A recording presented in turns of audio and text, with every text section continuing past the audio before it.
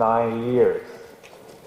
I think that number speaks for how much contribution he has made to Canada. And I myself also had the pleasure and honor to serve as Taiwan's chief of mission in Ottawa for 5 years, which coincides with the Prime Minister served as the top leader of Canada.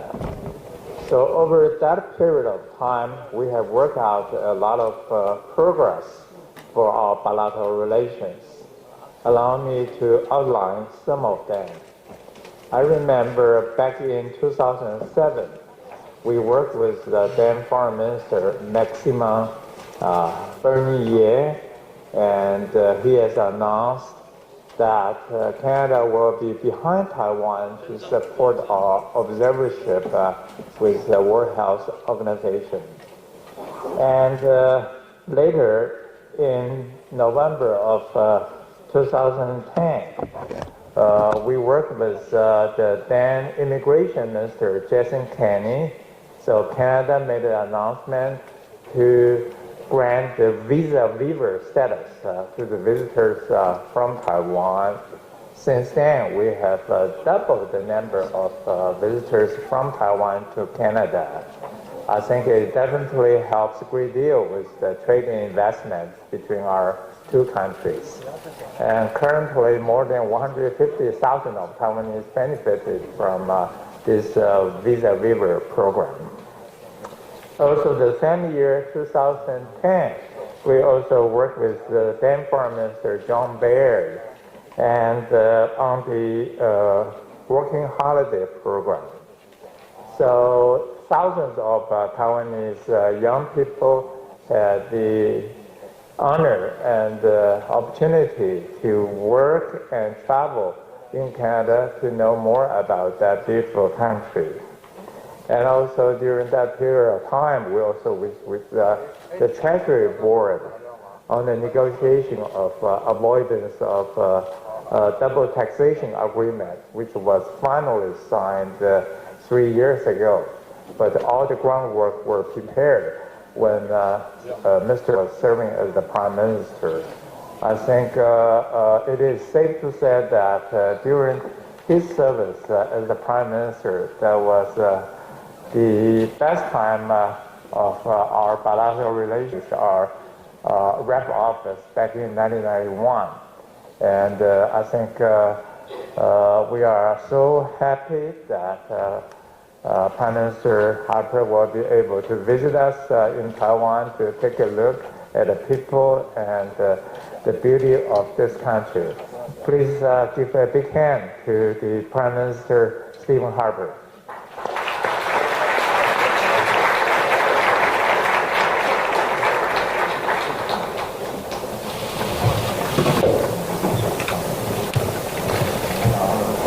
Dr. Tsao, distinguished guests, ladies and gentlemen, good morning, everyone.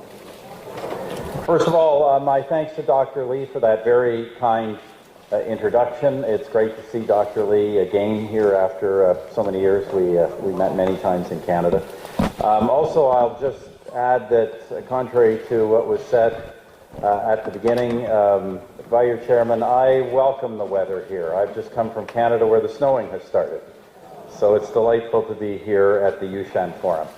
I understand that this forum is, of course, on deepening the regional partnerships in Asia and on the new southbound policy. It is your ambitious agenda to encourage cooperation in the Indo-Pacific region.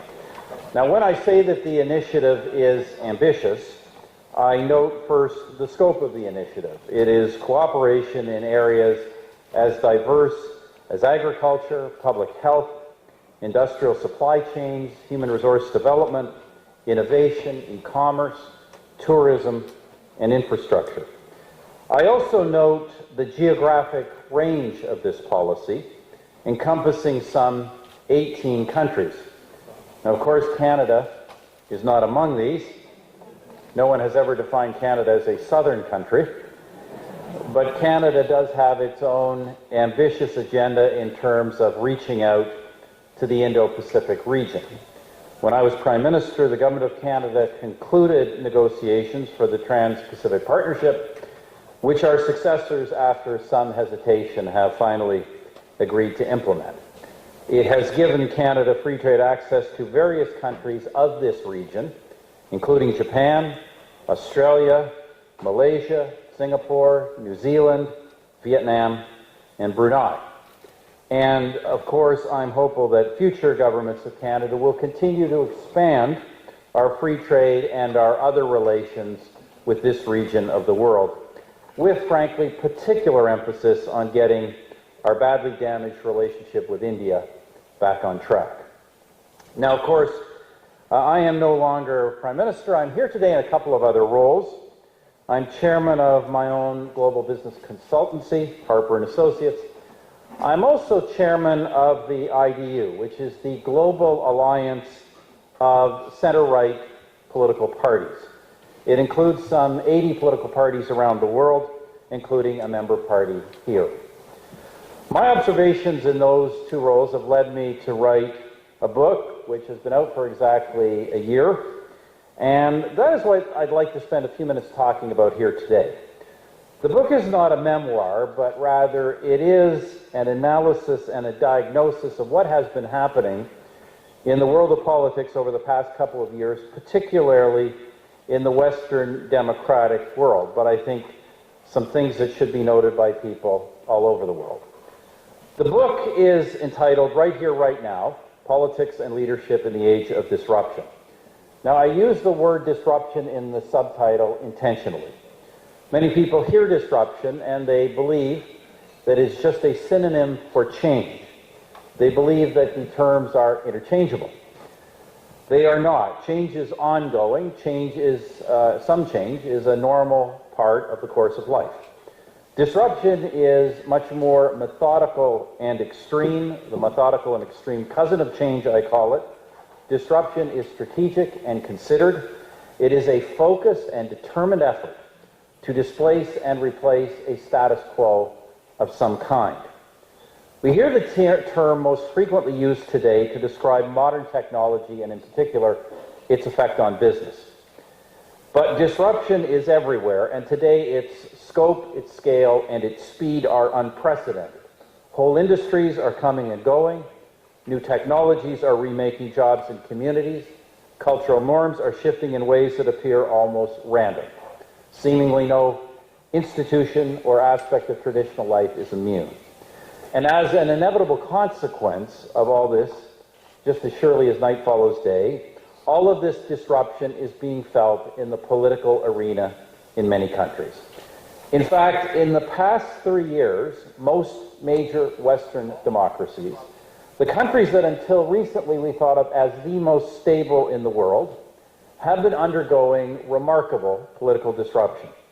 Of course, the United States. In the United States, we witnessed the election to the presidency of Donald Trump, certainly an unorthodox candidate and one with no previous political experience. But perhaps even more remarkable than Mr. Trump's election victory was his success in getting the Republican Party nomination in the first place, a feat which he accomplished largely by running against the Republican Party. In Britain, we saw the successful referendum on leaving the European Union, Brexit. I was just there.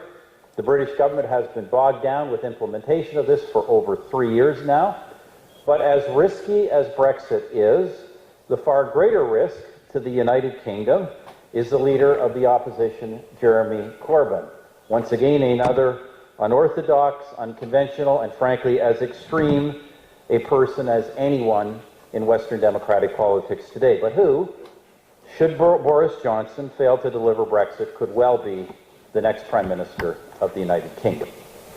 In Germany, a significant right-wing nationalist bloc has entered Parliament. It is the first such group to do so since the Second World War. It created a situation in which Angela Merkel, Europe's most respected and experienced leader, found it took 6 months just to form a government. In France, the National Front, Le Front National, gained 1/3 of the vote in the 2017 presidential election, something that was unthinkable only a few years earlier.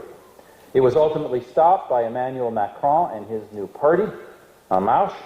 That party was pulled together from the various traditional parties. It largely destroyed them in the process, but it now finds itself under severe challenge itself. Last year, Italy saw the formation of a government that was a combination of populists of the right and populists of the left. It was as if Donald Trump and Bernie Sanders were in a coalition to govern the United States. That coalition has now broken up, but the populist wave is far from over in Italy. I can name virtually any other European country. In fact, populists and nationalists have recently made substantial gains in the European Parliament elections and are in power, or at least share power, in Austria, Poland, and Hungary. These trends are not entirely confined to the West.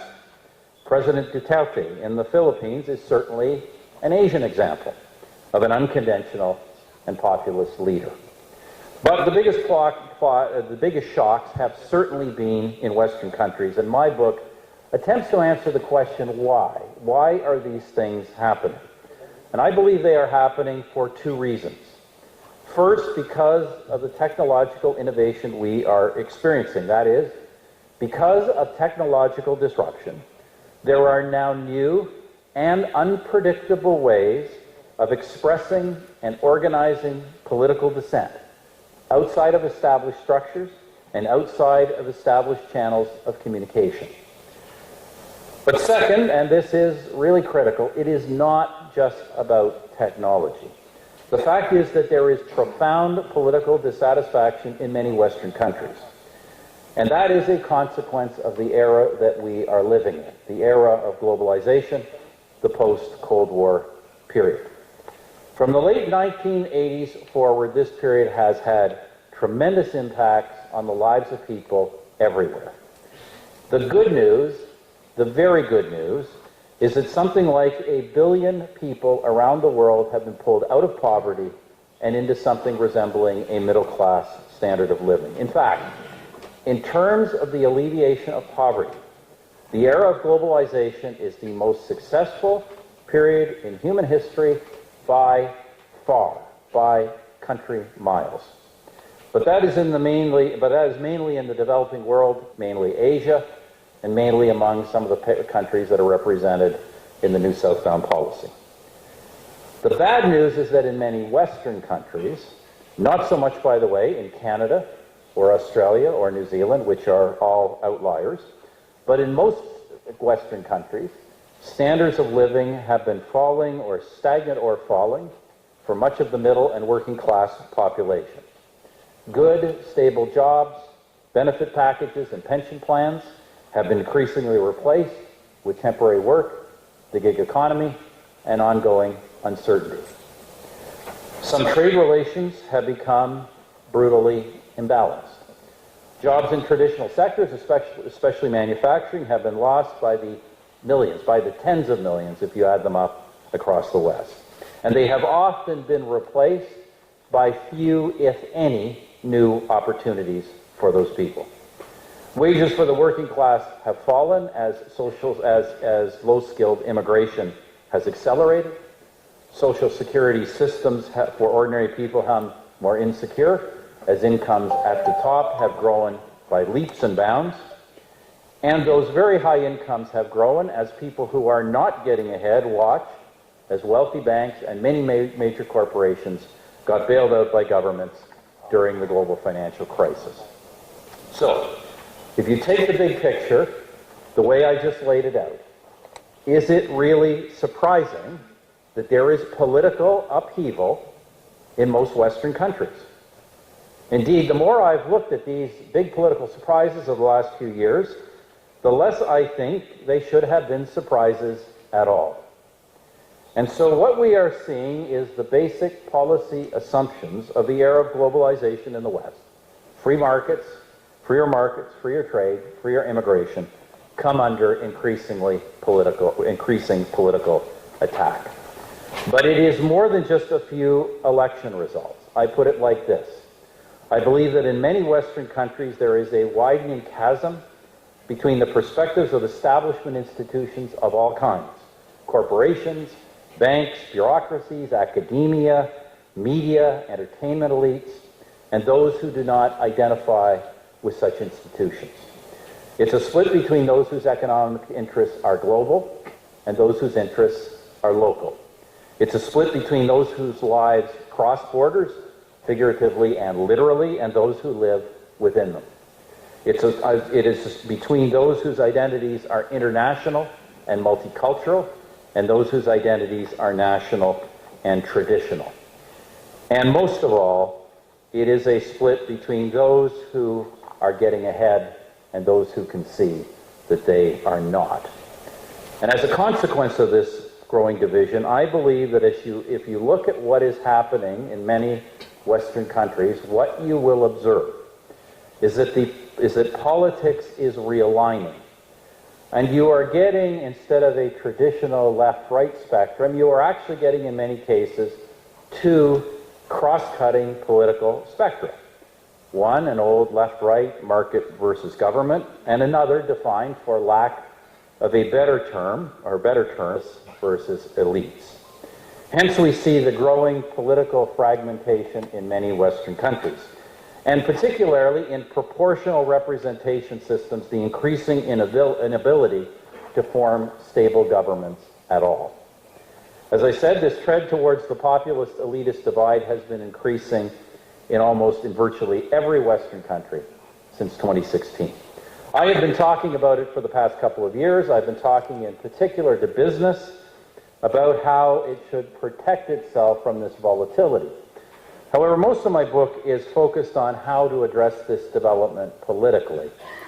Now, ladies and gentlemen, as I've looked at most of the current public angst in the United States and various other Western countries, the general conclusion of my book, which I think many people have found surprising coming from someone who's viewed as a pretty orthodox conservative, my general conclusion is that the populists are largely right in their evaluation of the problems.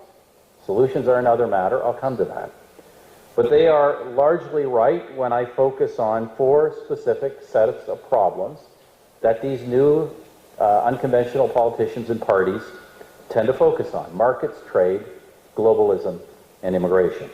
The populists are right, for example, that it is a problem that the benefits of economic growth in many Western countries are today largely confined just to the top of society. It is a problem when trade relations become so imbalanced that the job gains are largely on one side and the job losses are all on the other. It is a problem when, as a part of globalization, elites disregard or even deny that they have basic responsibilities towards their own nation states and their national populations. It is a problem when low-skilled labor is under wage pressure to have policies that import large quantities of low-skilled labor, or in some cases, where control of immigration has been lost altogether. Now, as I say, in all of these areas, just because the populists have identified the problems doesn't mean they are right on the solutions. My view is that you address these concerns with policies that reflect sound conservative wisdom, but which are adapted for today's challenges, and most importantly, adapted in ways that will clearly benefit working class people and their families. To be clear, I advocate policies that are still at heart pro-market, pro-trade, pro-globalization, and pro-immigration. I think that going in a completely opposite direction in any of these areas would be a serious mistake with serious long-term consequences. But being pro-market does not mean that markets are perfect. It does not mean that all regulation should be dismantled, or that government should intervene, or that tax cuts should all go to the wealthy and to corporations. Being pro-trade does not mean that every trade deal is automatically a good one, regardless of its consequences. Being pro-globalization does not mean that we can pretend we live in some kind of post-national world, or that we can justify abdicating loyalty and responsibility to our and their values. And being pro-immigration does not mean that we should ever sanction erasing our borders or ignoring the interests of our own citizens. In short, being pro-something is not an excuse for ideological tangents, and I believe that there are many both traditional conservative and traditional liberal voices who have taken some of these things to ideological tangents divorced from any realistic assessment of the actual outcomes of the policies. What are the lessons here for you in the wider Indo-Pacific region? In this region that is such a growing part of the world economy, and one also where, through the technological disruptions I've been talking about, where the voices of ordinary citizens are going to matter more and more and going to be less and less predictable. I would say there are three really big things. First, as you grow your economies in this part of the world, and I note that virtually every country here is doing that through its participation in global markets, be sure that your growth is inclusive growth. Market economies are dynamic. They produce growth, but they do so by producing displacement. If the benefits of growth are not widely shared, then I guarantee the displacement that growth causes will lead eventually and invariably to growing political unrest. Now, I note at this forum you have clearly such a vision in mind. The breadth of your efforts to deepen regional relationships recognizes the many different dimensions of good economic development, all the dimensions that are necessary to make growth inclusive. So my compliments to you on that. The second thing is this: make sure there is mutual benefit, genuine so-called win-win in your trade relationships. If your trade strategy is about accumulating perpetual large surpluses with other countries, or if your strategy has that effect, then I predict that those trade relationships will not be sustainable. Just as you grow your economy by penetrating the markets of others, make sure that they and your consumers gain something from those markets as well. Otherwise, you are going to face backlash, and frankly, I will predict that the backlash will be bigger from Western countries than anything we have seen so far. Finally, the third thing, control your borders.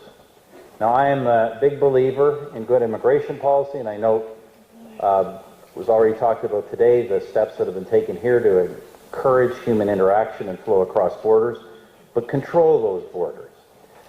Canada has had successfully great success at immigration, and it is a fundamental part of how our country has been built into one of the largest economies in the world. But to be a good immigration policy, it has to first be a policy.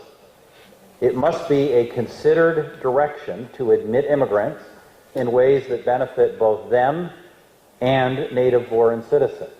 You must have both these things to lead to successful integration. Otherwise, the policy is done otherwise, or if it's just an open-bordered, uncontrolled policy, you will create social problems that will persist for generations. Now, ladies and gentlemen, just let me conclude the way that I do conclude my book. I know I'm speaking here in a world where, growth is strong and people are very much optimistic. I often speak in parts of the world, parts of the West in particular, where people are frankly not so optimistic about the future. But I tell people wherever I go that we should be optimistic about the future. Humanity, world over, especially in this region, but the world over, is still in an age of greater wealth and opportunity for more people than ever before. People are living longer and healthier lives, and technological developments that can be so disruptive, admittedly, are also going to be opening doors to human possibilities and choices that we considered science fiction only a few years ago. So objectively speaking, we have more reasons for optimism than any prior generations in human history. But the pace of change is producing enormous political risks, and it is necessary that we aim for broad-based human development and for widely shared wealth and opportunity. Now, I know that such thinking is part and parcel to your approach to this region, and I congratulate you for that. I would just like to take a moment to reiterate our record. That is, in an age of growing resistance in the West, to trade and immigration. The government that I led expanded Canada's trade network tenfold, and we ran the largest per capita immigration program in the world, and we did both with overwhelming public consensus. So we at Harper and Associates can be helpful to businesses and others who are trying to navigate the political difficulties in the world today. I also want to end by thanking you all once again for the invitation to be here, for your time and attention, and I wish you all of the best for the rest of the USHAN Forum. Merci beaucoup. Thank you very much to Mr. Harper for your speech. Thank you. Ladies and gentlemen, this concludes the opening ceremony. We will now take a short break. Coffee, tea, and refreshments are provided outside the lecture hall. The next session will begin at 10:10. And please be reminded that there is a parallel session at the Peacock Room with a special session, which is TAEF Press